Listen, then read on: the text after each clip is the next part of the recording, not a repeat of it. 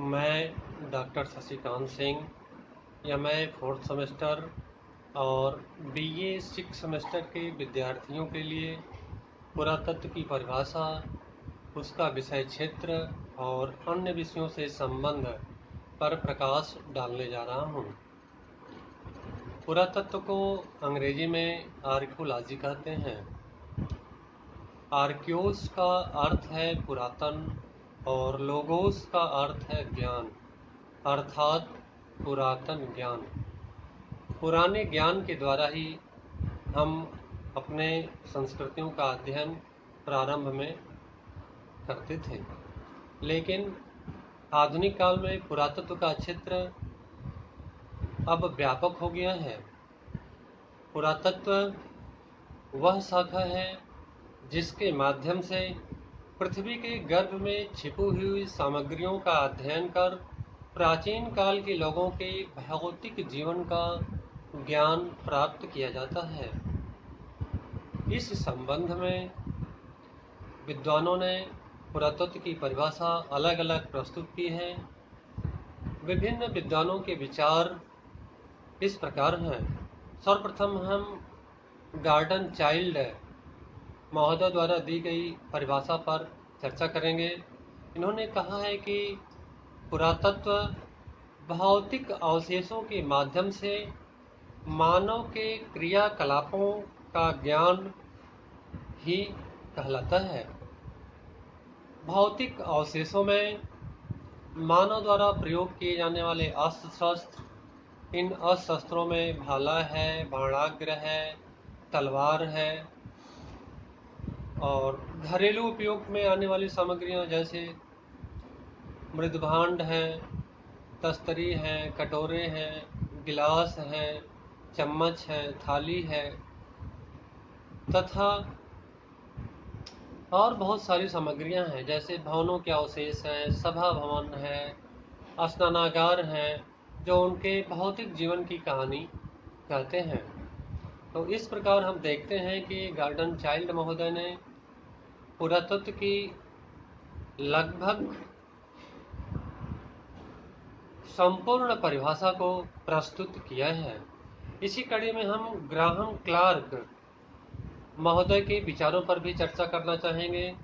उन्होंने कहा है, मानव अतीत के पुनर्निर्माण के साधन के रूप में पुरातत्व उनका क्रमबद्ध अध्ययन करता है। जो भी सामग्रियां मिलती हैं उनसे हम मनुष्य के अतीत के क्रियाकलापों का ज्ञान प्राप्त करते हैं। एच.डी. संकालिया महोदय का कथन है कि पुरातत्व पुरावशेषों का अध्ययन है। हम इसके बाद डेनियल की धारणा पर विचार व्यक्त करना चाहेंगे। उन्होंने कहा है कि पुरातत्व का प्रयोग दो अर्थों में किया जा सकता है। पहला, प्राचीन काल के भौतिक अवशेषों का अध्ययन तथा दूसरा, प्रागैतिहासिक पुरावशेषों का अध्ययन।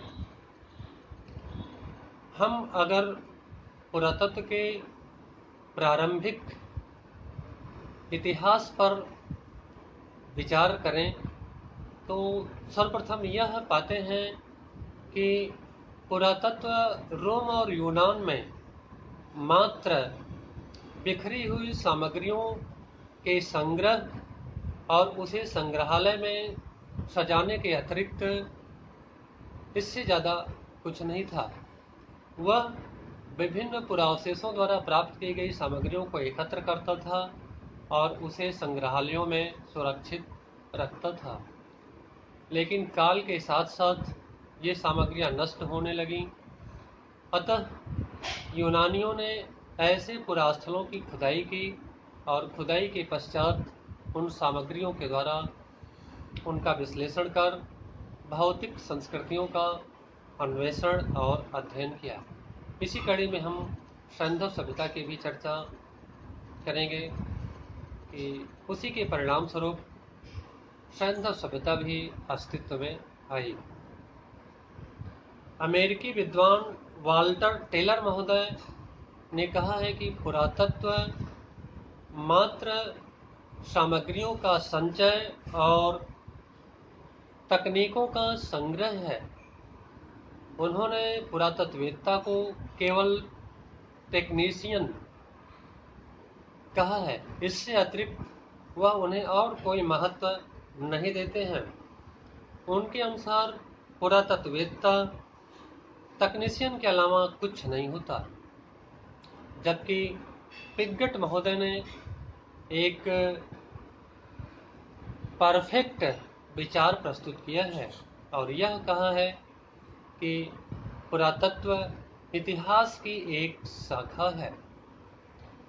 ऐसी स्थिति में हम सर्वप्रथम मार्टिमर व्हीलर महोदय पर विचार करना चाहेंगे, जिन्होंने काल के साथ साथ पुरातत्व के महत्व को परिभाषित किया है और यह कहा है कि पुरातत्व अब एक विज्ञान तथा इतिहास के सहायक विषय के रूप में परिभाषित हो चुका है।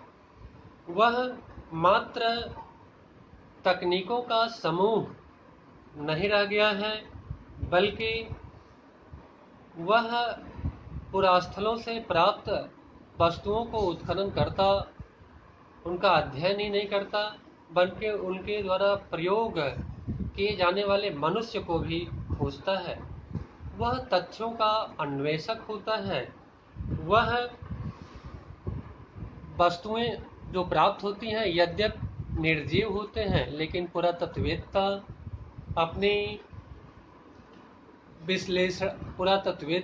अपनी विश्लेषणात्मक शक्ति द्वारा उन्हें सजीव बनाता है।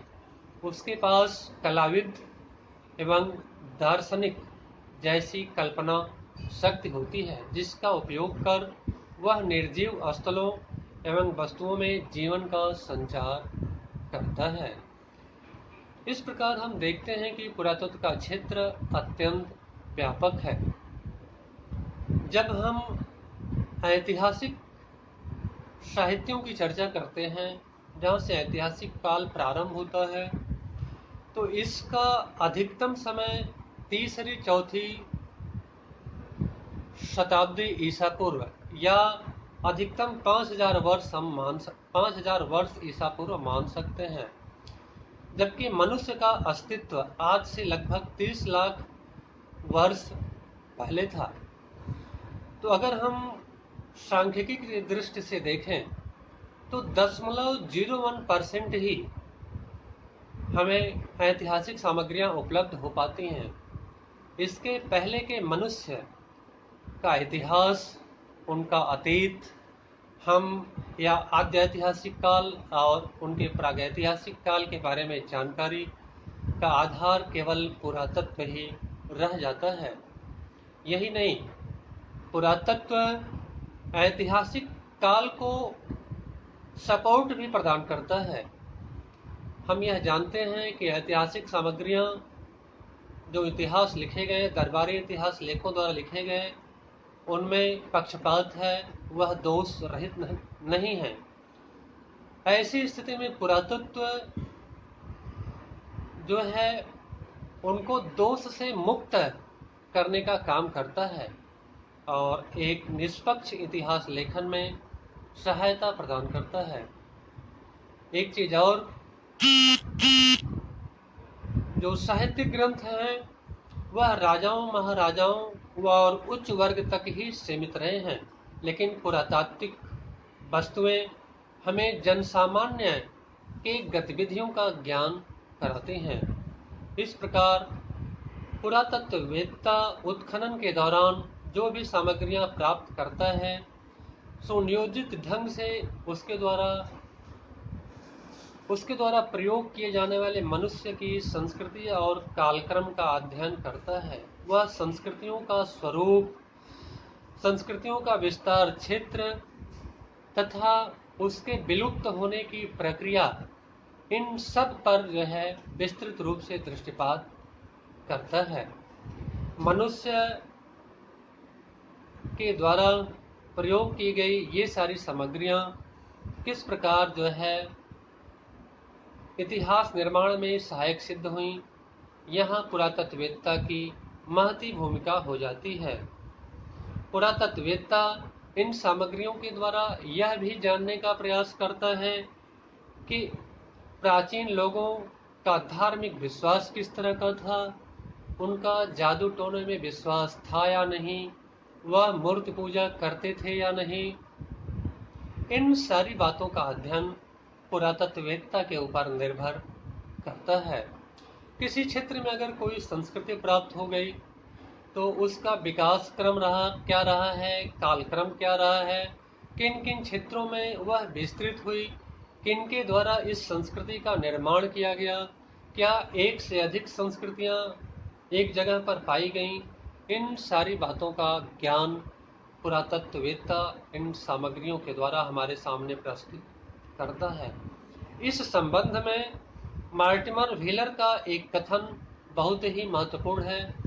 उन्होंने कहा है कि जिस प्रकार सैनिक एक मानचित्र को रखकर उन स्थलों को देखता है और वहां के सैनिकों से वह युद्ध करता है, न कि उन स्थलों से युद्ध करता है, उसी प्रकार उत्खननकर्ता पुरास्थलों से प्राप्त सामग्रियों को प्राप्त कर उनके द्वारा प्रयोग किए गए मनुष्यों को खोजता है, न कि सामग्रियों से उसका कोई विशेष लगाव अर्थात मतलब होता है। इस प्रकार हम देखते हैं कि पुरातत्व का क्षेत्र अत्यंत व्यापक है। इसके अंतर्गत मानव से संबंधित समस्त सामाजिक, आर्थिक, राजनीतिक और धार्मिक क्रियाकलापों का अध्ययन किया जाता है। यह जो है पुरातत्व अत्यंत व्यापक आयाम प्रस्तुत करता है। अन्य विषयों के साथ इसका जो संबंध है, जैसे पुरातत्व का संबंध मानविकी के साथ है, वह ऐतिहासिक काल, आद्य ऐतिहासिक काल और प्रागैतिहासिक काल को जोड़ता है। मानव शास्त्र के साथ इसका संबंध है कि मनुष्य की संरचना किस तरह की थी, उसकी बोलचाल, उसकी भाषा किस तरह की थी, किन क्षेत्रों में वह मनुष्य अपना निवास स्थान बनाया हुआ था। प्राकृतिक विज्ञान के द्वारा हम यह अध्ययन करते हैं कि स्तरीकरण जो है किसी भी स्थल पर किस तरह का था, एक संस्कृति के बाद दूसरी संस्कृति थी या नहीं, तीसरी, चौथी, इस तरह से हम स्तरीकरण के द्वारा इन संस्कृतियों का ज्ञान प्राप्त करते हैं। भौतिक विज्ञान के द्वारा हम रेडियो कार्बन तिथि तथा पोटेशियम